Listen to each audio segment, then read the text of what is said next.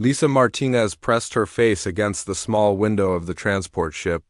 Stars moved past like tiny lights in the darkness. Her heart beat fast as she saw the Galactic Defense Academy in the distance. The massive space station looked like a metal city floating in space. Bright lights covered its surface, and ships moved around it like busy insects. "First time seeing the Academy?"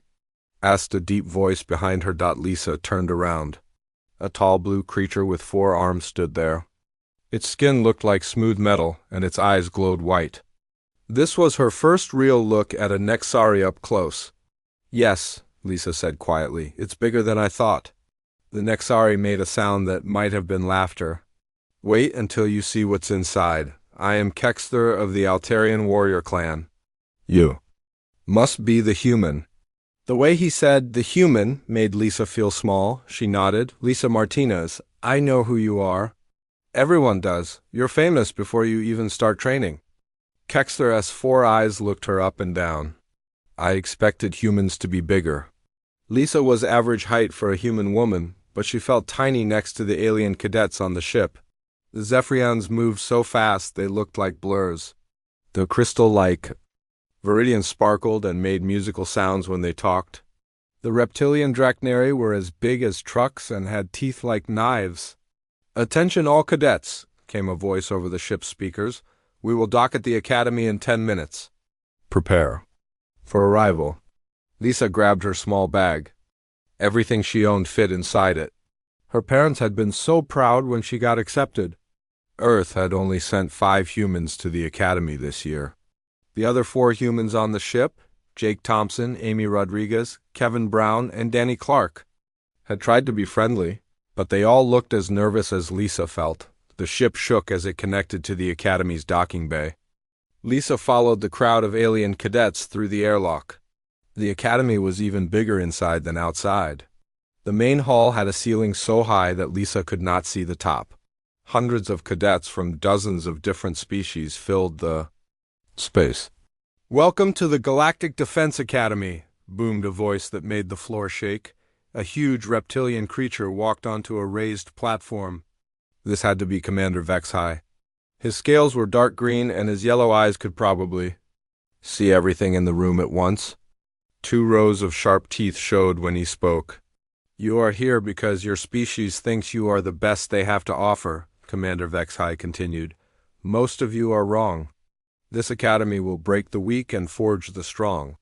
Only the top graduates will become defenders of the galaxy. The rest will sweep floors and clean waste systems." Lisa felt her stomach drop. She looked around at the other cadets. Many of them were twice her size. Some had claws or extra arms or could probably lift a car over their heads. "Your first combat evaluation begins tomorrow," the commander said. "Sleep well. It may be the last good sleep many of you get." The crowd began to move toward the living areas. Lisa found herself walking next to a group of Zephyrian cadets. They moved like dancers, their long limbs flowing in smooth motions. "Look at the little human," one of them said in a voice like wind chimes. "How did something so slow get accepted here?" "Maybe they need someone to carry supplies," another Zephyrian laughed. Lisa's face turned red, but she kept walking. She had heard worse things about humans before. Earth was still new to the galactic community. Most aliens thought humans were primitive and weak. Her room was small but clean. She had 2 roommates, a Viridian named Crystal Song of Dawn and a furry creature called a Ursoid named Growl of Thunder. Both of them looked at Lisa like she was a strange pet. "I have never seen a human before," Crystal Song of Dawn said. Her voice sounded like music. "Are you really made of just flesh and water?" "Mostly," Lisa said as she put her bag on the bed. "How do you fight without natural weapons?" Growl of Thunder asked. He was covered in thick fur and had claws as long as Lisa's fingers. "We use tools and our brains," Lisa said, "both aliens made." Sounds that seemed like polite laughter the next morning came too fast. Lisa met Jake, Amy, Kevin, and Danny in the dining hall. The food was designed for all species, which meant it tasted like nothing to humans. "Did you see the combat course?" Jake whispered. He looked pale. It's designed for species that can jump 20 feet and lift a ton. Maybe we can work together, Amy suggested. Form some kind of human team. They won't let us, Kevin said sadly. I read the rules. It's every cadet for themselves. Lieutenant Zaraketh, a Nexari with silver skin and 6 arms, led them to the combat training area. The room was huge and filled with obstacles, weapons, and moving targets. Today you will show us what your species can do, Lieutenant Zaraketh announced. Each cadet will complete the basic combat course. You have 10 minutes. Lisa watched as the other cadets took their turns.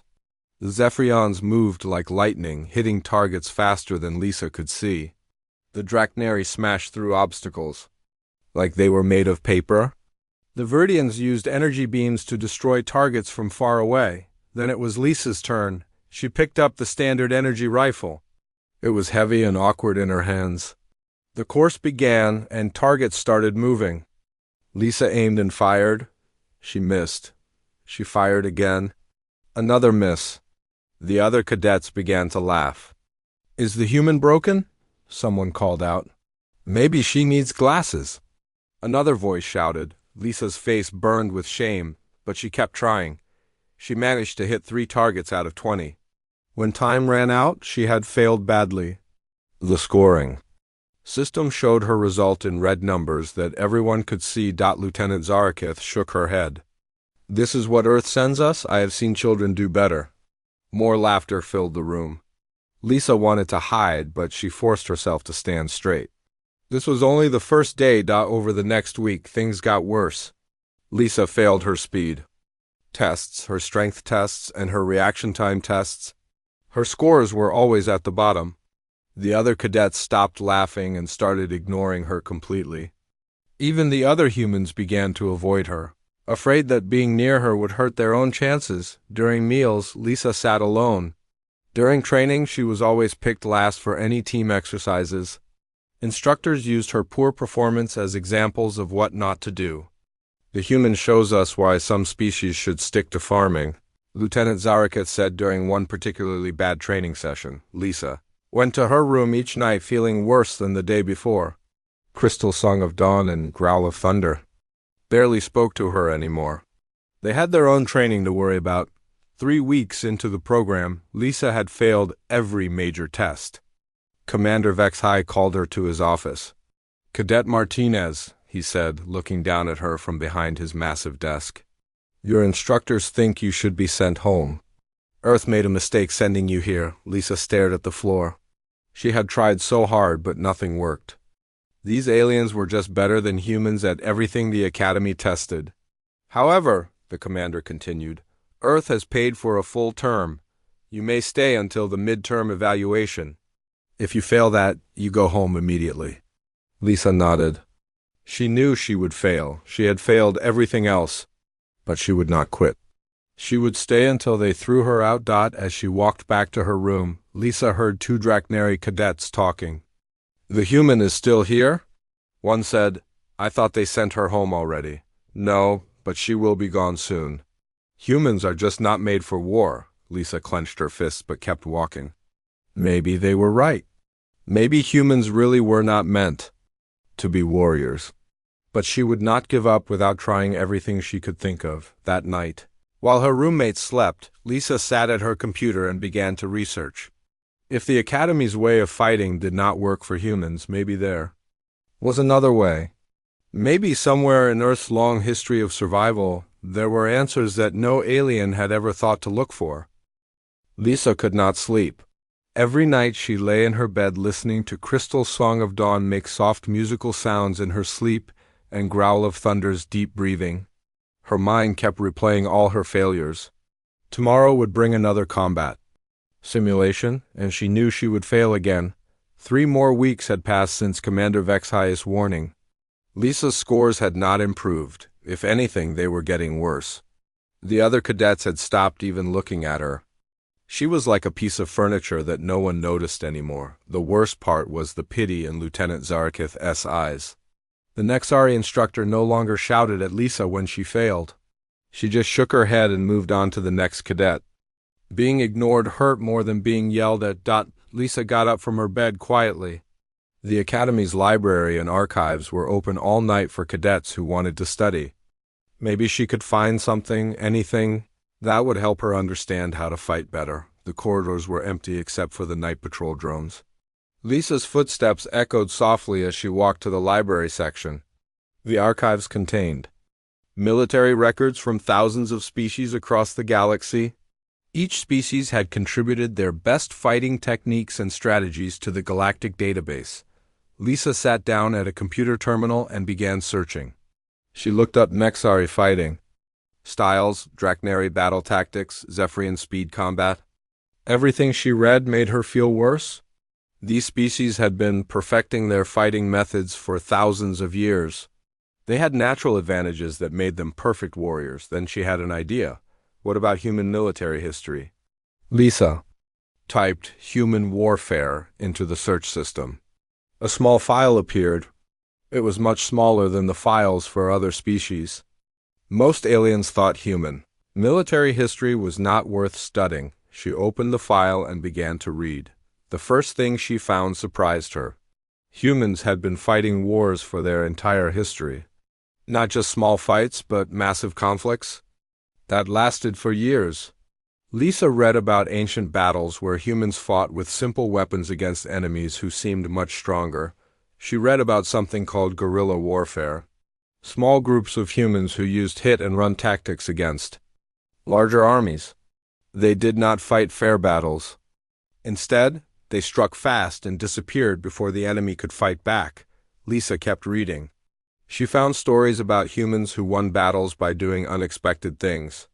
They pretended to retreat and then attacked when the enemy relaxed. They fought at night when other armies expected them to sleep. They used the land around them as a weapon. "What are you doing here so late?" Lisa looked up. Jake Thompson stood behind her, carrying a cup of coffee. He looked as tired as she felt. "I could not sleep," Lisa said. "What about you?" "Same problem." Jake sat down next to her. "Every time I close my eyes, I see myself failing another test tomorrow." "Look at this," Lisa said, pointing to her screen. "I'm reading about human military history. We've been fighting wars for thousands of years." Jake leaned closer to look. "I never thought about that. The Academy only teaches modern galactic warfare." "That's the problem," Lisa said, getting excited. "All the aliens here learn to fight the same way. Big armies with powerful weapons fighting face to face, but humans learn to fight differently." Jake was quiet for a moment. "You think our ancestors knew something these aliens don't? Maybe look at this story." Lisa pointed to a section about World War II. Human soldiers in a place called France fought against an army that was bigger and had better weapons, but they won by doing things the enemy did not expect. Like what? They pretended to be farmers during the day and became soldiers at night. They blew up bridges and supply lines. They made the enemy afraid to travel alone. They turned the enemy's own strength against them. Jake's eyes grew wide. "That's not how any of the Academy simulations work." "Exactly. The Academy teaches direct combat. Alien versus alien with equal weapons in a fair fight. But what if we don't fight fair?" Before Jake could answer, two more people walked into the library. Amy Rodriguez and Kevin Brown looked just as tired and frustrated as Lisa and Jake. "Can't sleep either?" Amy asked as she sat down. "We were just talking about human military history," Jake said. Kevin laughed, but it was not a happy sound. "What's the point? We're going to fail the midterm evaluation anyway." "Maybe not," Lisa said. "Listen to this." She told them about the guerrilla warfare tactics she had been reading about. She explained how human armies had won battles by being unpredictable and using methods that seemed crazy to their enemies. "You really think this could work?" Amy asked. "I don't know," Lisa admitted. "But everything else we've tried has failed. Maybe it's time to try something completely different." They spent the rest of the night reading together. Kevin found stories about human soldiers who used camouflage and stealth. Amy discovered accounts of psychological warfare where humans confused their enemies by making them think things that were not true. Jake found the most interesting information. He learned about something called asymmetric warfare, where a smaller, weaker force could defeat a larger, stronger one by changing the rules of the fight. "Look at this," Jake said excitedly. In a place called Vietnam, human soldiers fought against an enemy that had better training and equipment, but they won by making the war so confusing and unpredictable that the stronger army could not use their advantages. As the Academy's artificial morning began to brighten the library, the 4 humans had filled pages with notes. They had found dozens of examples where human armies had succeeded by doing things that other military minds would consider wrong or impossible. "We need to test this," Lisa said, "but we can't do it in the regular training sessions. Everyone would see us coming. What about the practice rooms?" Amy suggested. "We could reserve time when no one else is there." "And we need to study the other species," Kevin added. "Learn their patterns and weaknesses." "You mean spy on them?" Jake asked. "Not spy exactly, just observe. Every species here has their own way of fighting. If we can predict what they'll do, maybe we can figure out how to counter it." Lisa felt excited for the first time since arriving at the Academy. "We need to be careful. If the instructors find out we're training differently, they might stop us or kick us out completely," Amy said. "They're going to kick us out anyway if we keep failing," Kevin pointed out that afternoon. Lisa volunteered to help with equipment maintenance. It was a job that no other cadet wanted, which meant she could move around the Academy without attracting attention. While cleaning training weapons, she watched how different species fought. The Zephyrians always moved in the same patterns. Fast attacks in straight lines. They were amazing at hitting what they aimed at, but they had trouble changing direction. Quickly, the Draknari used brute force for everything. They charged straight at their enemies and relied on their thick scales to protect them. But Lisa noticed they were slow to react when something unexpected happened. The Viridians coordinated their energy, attacks perfectly, but they needed time to charge up their power. If someone could interrupt them during that charging time, they would be vulnerable. Over the next few days, the 4 humans began meeting in secret. They practiced the tactics they had learned from human history. Lisa learned how to move quietly and attack from unexpected angles. Jake practiced creating distractions and false signals. Amy worked on psychological tricks that could confuse opponents. Kevin mapped out all the Academy's training areas and found places where someone could hide or attack from cover. Their official test scores did not improve much, but Lisa began to feel different during training. Instead of trying to match alien abilities she could never have, she started thinking about how humans would approach each problem during one combat simulation. Lisa was supposed to fight a Vorthan cadet named Hexmar. The Vorthans were known for their honor and straightforward fighting style. They always announced their attacks and fought with perfect technique. Lisa lost the fight, but she learned something important. Hexmar had become confused when she did not fight back the way he expected. For a few seconds he had hesitated, not sure what to do when Lisa moved in ways that did not match any standard fighting manual. "Did you see his face?" Jake asked later. "He had no idea what you were doing." "That's because I had no idea what I was doing either," Lisa laughed. "But maybe that's the point. If we don't know what we're going to do next, how can they predict it?"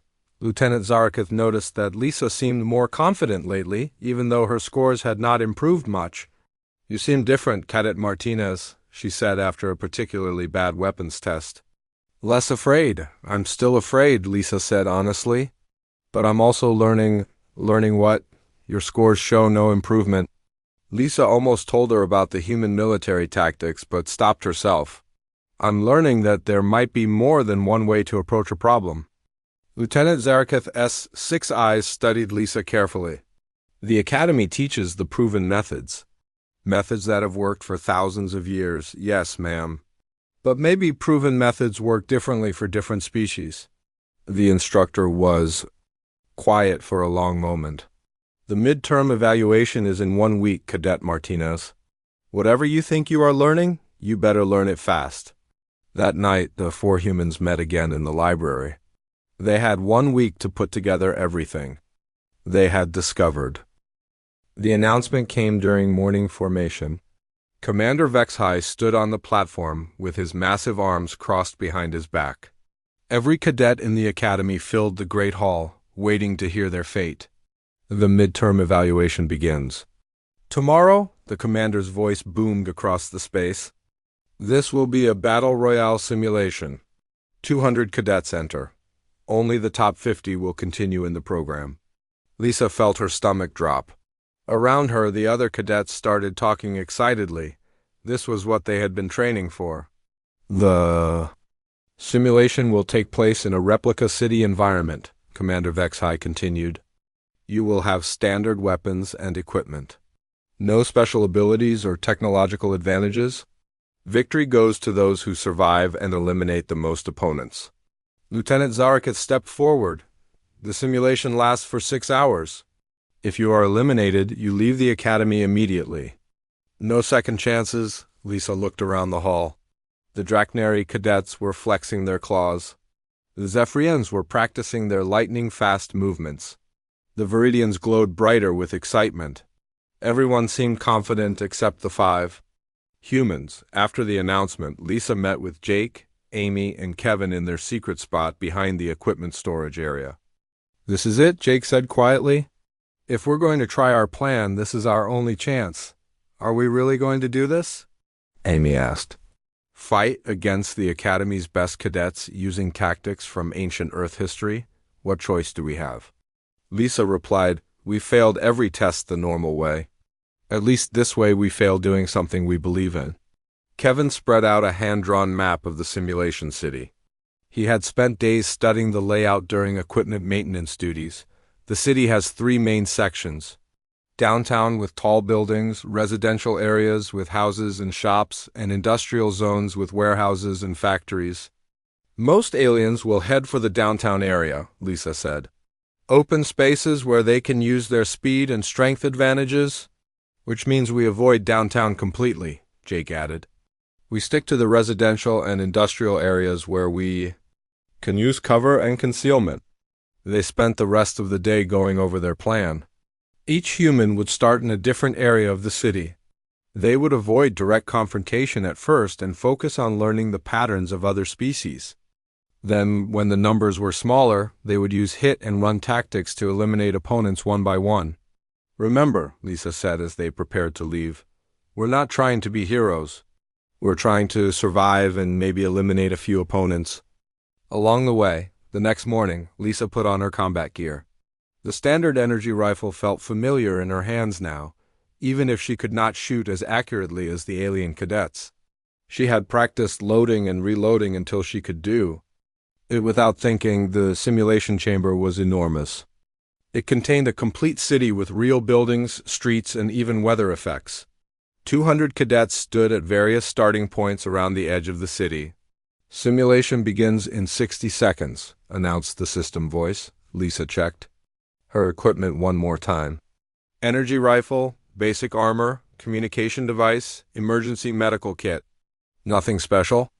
Nothing that would give her an advantage over species that were naturally faster, stronger, or smarter than humans. 10 seconds, the voice announced. Lisa took a deep breath and tried to calm her racing heart. Simulation begins now. The city erupted in chaos immediately. Zephyrian cadets raced toward the downtown area like silver streaks. Draknari charged forward with roars that shook the ground. Energy blasts from Viridian weapons lit up the sky. Lisa ran in the opposite direction. While everyone else headed for the center of the city, Lisa moved toward a quiet residential neighborhood. The buildings were smaller here, with lots of places to hide. She found a house with a good view of the street and settled in to watch. Through her scope, she could see the battle raging in the downtown area. Flashes of energy weapons and the sounds of combat echoed across the city. The elimination counter on her display showed numbers dropping quickly. 20 cadets eliminated in the first 10 minutes, Lisa smiled grimly. Let them fight each other while she learned their patterns. She watched as a group of Nexari cadets moved through the streets below her position. They moved in perfect formation, covering each other with military precision. Very impressive, but Also very predictable, a lone Zephyrian cadet appeared, moving so fast he was almost invisible. He was heading straight for the Nexari group, probably planning to use his speed to attack and retreat before they could respond. Lisa had an idea. She aimed her rifle carefully and fired a single shot at a metal trash container near the Nexari group. The shot missed the aliens completely but made a loud noise and bright flash. The Nexari immediately spun toward the sound, raising their weapons. The Zephyrian, moving too fast to change direction, ran straight into their field of fire. 3 energy blasts hit him before he could stop. Elimination number 20-1. Lisa grinned. She had not eliminated anyone herself, but she had caused an elimination by making her enemies fight each other. Just like the old human military manuals had described. Over the next hour, Lisa moved carefully through the residential area. She avoided direct confrontation but used noise and distraction to cause confusion among other cadets. When a Draknari cadet chased what he thought was an enemy through a narrow alley, Lisa had dropped a piece of metal behind him to make noise. He turned to investigate and ran into an ambush set by Vorthan cadets. The elimination counter kept dropping. 150 cadets left, then 100, then 75. Lisa had still not fired a shot at another living being, but she had caused or assisted in 4 eliminations. More importantly, she was still alive when many supposedly superior aliens were not. Then she saw Kexther. Her former roommate was moving carefully through the industrial section, checking each building before entering. His 4 arms held 2 energy rifles, and his enhanced senses made him almost impossible to surprise. He had already eliminated 6 other cadets. Lisa followed him from a distance, staying hidden behind machinery and storage containers. Kexther was good, but he fought. Like all Altarians, he expected his enemies to announce themselves and fight with honor. Lisa had no intention of fighting with honor. She waited until Kexther entered a large warehouse. The building had only one entrance but several high windows. Lisa climbed up the outside of the building using maintenance ladders and waited. Inside, she could hear Kexther moving around, checking for enemies. He was methodical and careful, but he was looking for threats at ground level. Lisa dropped a small piece of metal she had picked up earlier. It clattered on the floor at the far end of the warehouse. Kexther immediately moved toward the sound. Just as she had hoped, while he investigated the noise, Lisa quietly entered through one of the high windows. She moved along the ceiling supports until she was directly above him. Kexther realized the metal piece was just a distraction and turned around. That was when Lisa dropped from the ceiling behind him. She landed hard and rolled, coming up with her rifle pointed at his back. Elimination confirmed, she said as she pulled the trigger. Kexther spun around, his 4 eyes wide with shock. How did you ... is not possible ... Sorry, Lisa said, though she was not sorry at all. Nothing personal.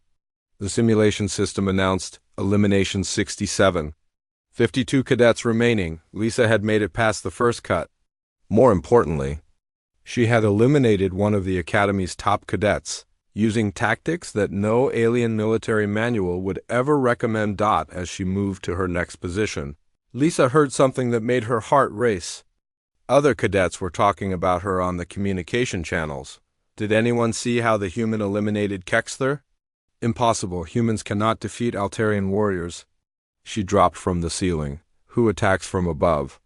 The elimination counter shows she has 4 confirmed eliminations now. 4?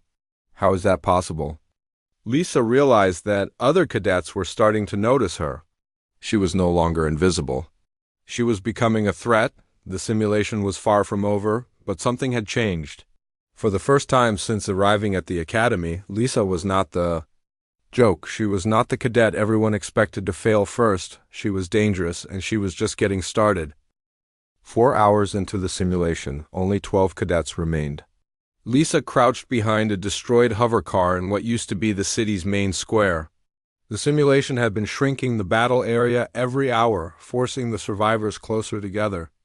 There was nowhere left to hide. The elimination counter glowed red on her display. 188 cadets had been eliminated. Lisa had personally taken down 7 of them, but more importantly, she had caused chaos that led to many more eliminations.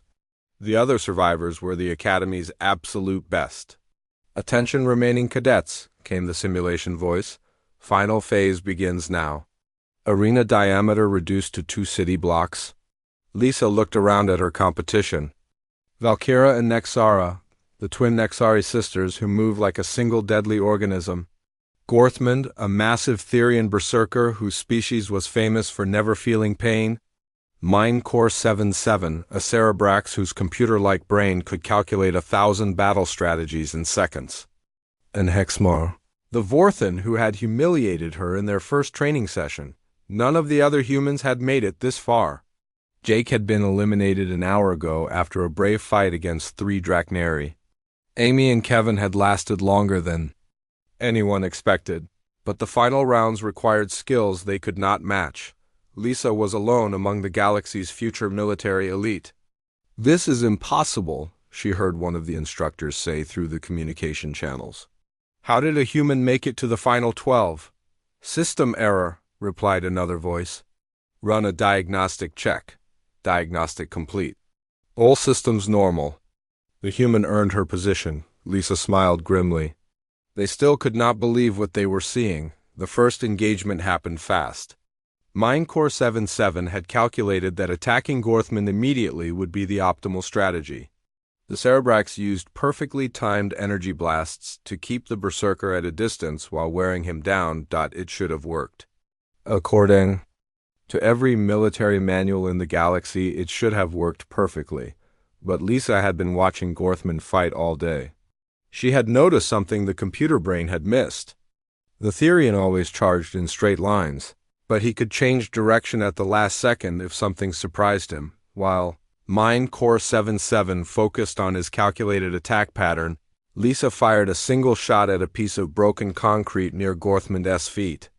The debris scattered in an unexpected direction. Gorthman, surprised by the sudden movement, changed direction exactly as Lisa had hoped.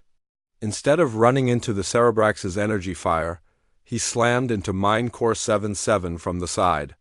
"Elimination confirmed," announced the system as the computer-like alien disappeared in a flash of light. 9 cadets left. Gorthman turned toward Lisa with a roar that shook the ground. His species respected strength above all else, and he had just realized that the small human had somehow outhot the galaxy's most analytical mind. Lisa ran. She sprinted through the ruins of a shopping complex with the massive Therian charging behind her. His footsteps sounded like thunder, and she could hear him getting closer. In a straight chase, he would catch her in seconds, but Lisa was not planning to run in a straight line. She led him toward a section where the simulation's environmental effects had created a patch of ice from a broken cooling system. Just before reaching the ice, Lisa threw herself to the side and rolled behind a concrete barrier. Gorthman, running at full speed and focused on his target, hit the ice patch and lost his footing. His momentum carried him forward in a sliding crash that sent him straight into a reinforced wall. The impact would have killed a human. It just made Gorthman angry. He got up slowly, shaking his head to clear it. But Lisa was already moving. While he was stunned, she had circled around behind him. When he turned to find her, she was standing next to the building's support pillar with her rifle aimed upward. "What are you doing, small human?" Gorthman growled. Lisa fired at the damaged support beam above his head. The beam, already weakened by the simulation's battle effects, broke with a loud crack. Tons of concrete and metal crashed down on the spot where Gorthman stood. Elimination confirmed. 8 cadets left. "Impossible," breathed Lieutenant Zaraketh from the observation. "BS." She defeated a Therian berserker using environmental tactics. "Run another diagnostic," Commander Vexhai ordered. "Sir, the diagnostics are fine. The human is just fighting in ways we have never seen before." The next elimination happened when the Nexari twins tried to corner Lisa in a narrow alley. Valkyra and Nexara had worked together perfectly for years. They moved like 2 parts of the same weapon, covering each other's weaknesses and amplifying their strengths. Lisa could not outfight them. She could not outrun them. But she could confuse them. She started making noise at one end of the alley while sneaking toward the other end. When the twins moved to investigate, she made different noise behind them. Then she fired shots that hit nothing but created bright flashes and loud sounds from multiple directions.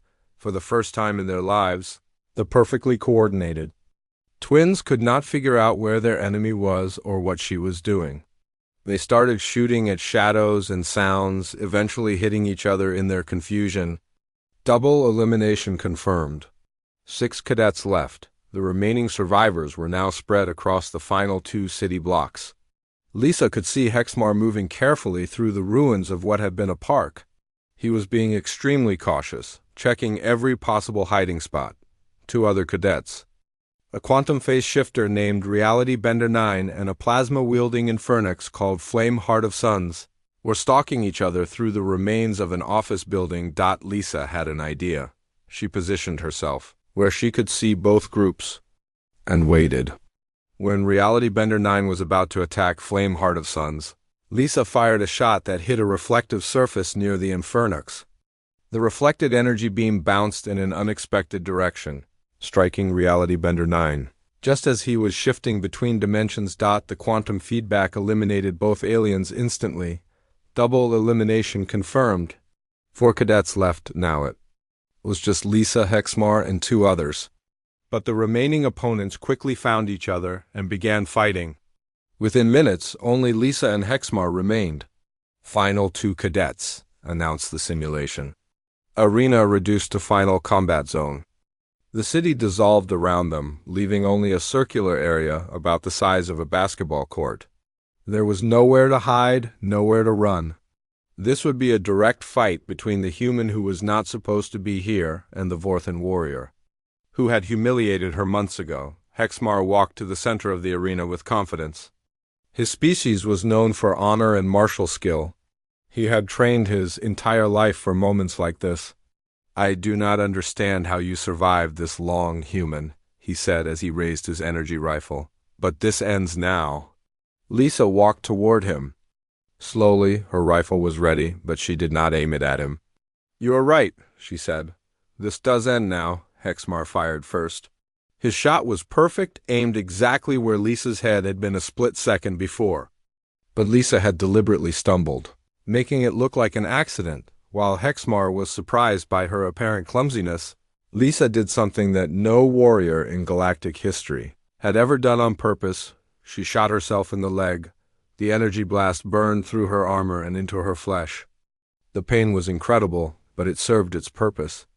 Lisa's scream of agony was real, and her fall to the ground looked completely convincing.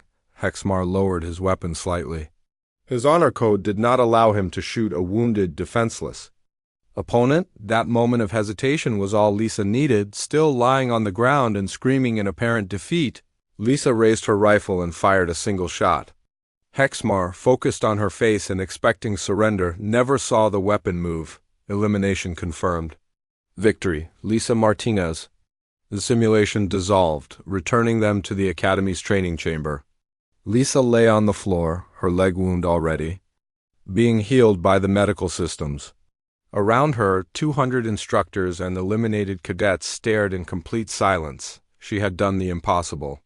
A human cadet had won the midterm evaluation against the galaxy's best military prospects, and she had done it by breaking every rule of honorable combat that existed.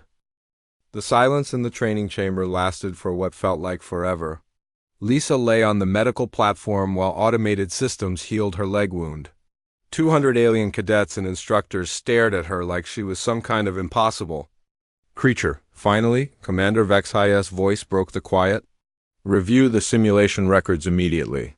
Check for system errors, unauthorized modifications, or equipment malfunctions." 3 technicians ran to their computers and began typing rapidly. Numbers and data flashed across multiple screens. The entire Academy waited for someone to explain how a human had just accomplished the impossible. All systems functioning normally. "Sir," reported the lead technician, "no errors detected." Check again," the commander ordered. "Sir, I have run the diagnostics 17 times. The simulation was completely fair." Cadet Martinez achieved victory through tactical superiority. Lieutenant Zarakith stepped forward. Her 6 arms were crossed, and her silver face showed pure confusion. This cannot be correct. Humans do not possess tactical superiority. They are the weakest species in the galaxy. The data does not lie, the technician replied. Cadet Martinez eliminated 7 opponents directly and caused the elimination of 12 others through strategic manipulation. Her final victory came from a tactical approach that has never been recorded in galactic military history. What tactical approach? Commander Vexai demanded. Self-inflicted injury used as psychological warfare, sir. She deliberately wounded herself to create an opening for attack. No honor-based warrior could have predicted or countered such a strategy. The chamber erupted in shocked voices. Cadets from dozens of species began talking at once. Lisa heard words like impossible, cheating, and dishonorable in 20 different languages, but she also heard something else. Some of the instructors were using words like brilliant, unprecedented, and revolutionary. Dr. Ellen Nash, the human military advisor who had been quietly observing the program, walked onto the training floor. Lisa had seen her around the academy, but had never spoken to her before. May I address the assembly, Commander? Dr. Nash asked. Commander Vexai nodded. Though he looked like he wanted to refuse, Dr. Nash looked around the room at all the shocked alien faces. What you witnessed today was not an accident. It was not a system error. It was the natural result of billions of years of human evolution. Explain, Lieutenant Zarakith demanded. Humans evolved differently than every other species in this room, Dr. Nash continued. While you develop superior strength, speed, or mental processing power, humans develop something else. We learned to survive when we were outmatched by everything around us. She gestured toward Lisa, who was now sitting up on the medical platform.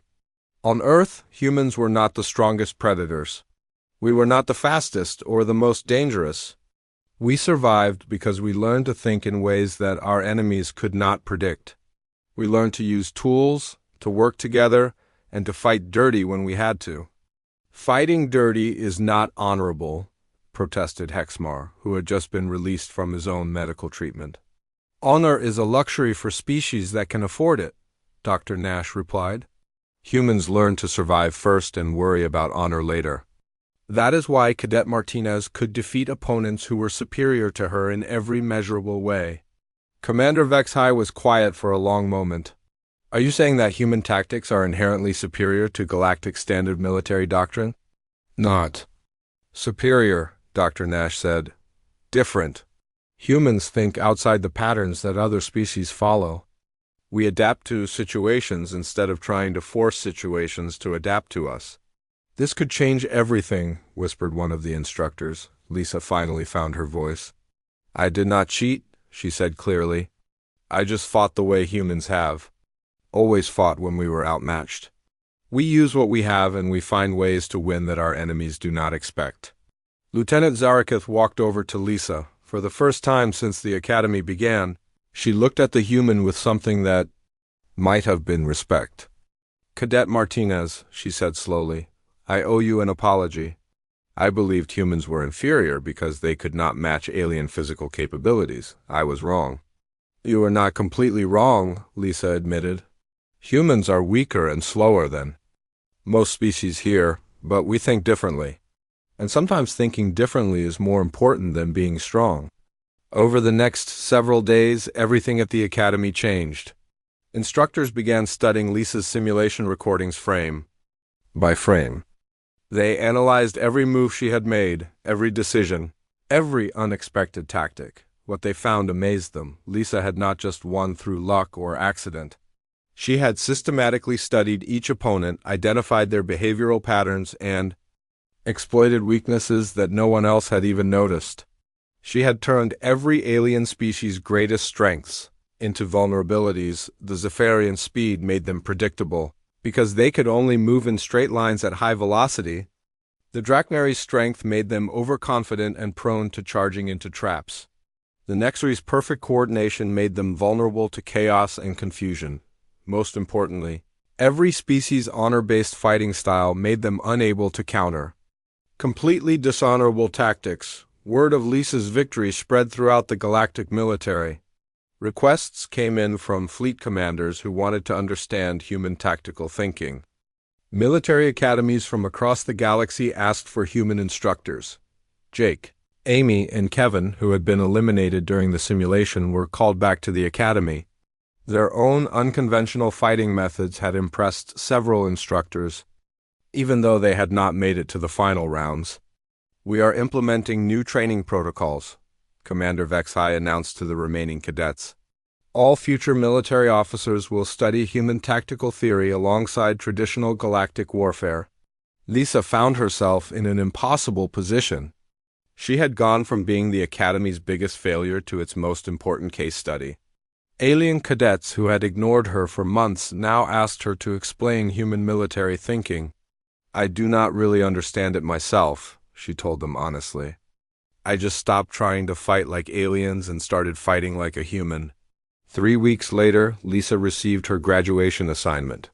Instead of being assigned to a standard military unit, she was given command of the first experimental Mixed Species Special Operations Team. Her unit included members from 12 different species, each chosen for their ability to think beyond their traditional training. Jake became her tactical coordinator. Amy specialized in psychological operations. Kevin handled reconnaissance and intelligence. But the most surprising addition to her team was Hexmar. "I request permission to serve under human command," he had told the Academy leadership. "I wish to learn these unconventional tactics." Even Kexler, after recovering from his simulation defeat, asked to join Lisa's unit. "You taught me that honor without victory is just pride," he said.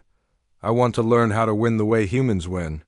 Lisa's first mission briefing came from Admiral Strong Curran of Stars, the highest-ranking military officer in the sector. "There have been attacks on Outer Rim colonies," the Admiral explained. "Ships destroyed, settlements damaged, but no clear enemy pattern. Our best tactical minds cannot predict where they will strike next or how they are operating." "What makes you think we can solve this when conventional forces cannot?" Lisa asked. "Because the enemy is fighting unconventionally," the Admiral replied. "They use hit-and-run tactics, strike from unexpected directions, and disappear before we can respond. They fight like humans," Lisa finished. "Exactly. We need unconventional thinking to defeat unconventional enemies." Lisa looked at her mixed-species team. Aliens who had learned to think beyond their natural patterns. Warriors who had discovered that sometimes the best way to win was to break all the rules. "When do we leave?" she asked Dot as their ship prepared for departure. Lisa thought about how much had changed. She had arrived at the Academy as a joke, a primitive human who did not belong among the galaxy's elite. Now she was leading a team to solve problems that conventional military thinking could not handle. Dot, being underestimated, she realized, had been humanity's greatest advantage all along.